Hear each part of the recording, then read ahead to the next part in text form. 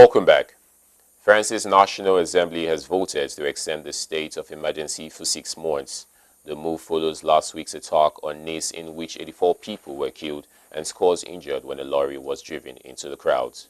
The state of emergency was brought in after terror attacks in Paris and in November that left 130 people dead.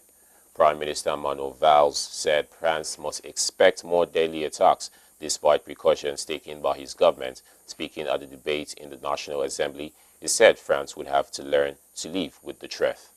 The extension agreed in the early hours of Wednesday will take the state of emergency until the end of January 2017.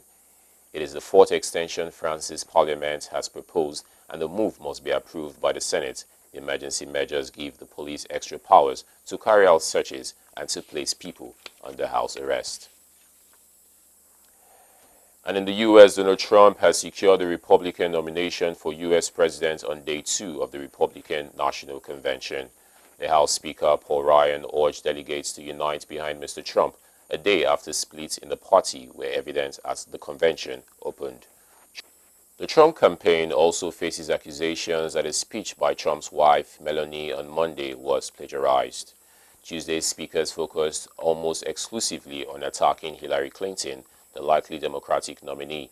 Mr. Christie and others criticized Mrs. Clinton's use of a private email account while she was serving as Secretary of the State.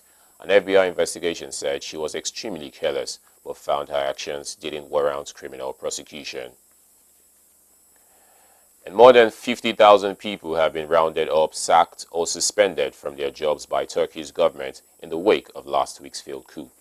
The purge of those deemed disloyal to President Recep Tayyip Erdogan widened on Tuesday to include teachers, university deans, and the media. The government said they allied to U.S.-based cleric Fethullah Gulen, who denies claims he directed the uprising. Prime Minister Binali Yildirim said the preacher led a terrorist organization.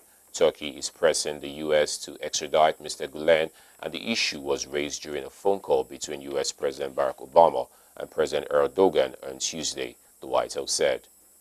Spokesman Josh Earnest said a decision on whether or not to extradite would be made under a treaty between the two countries. And now on some sports news.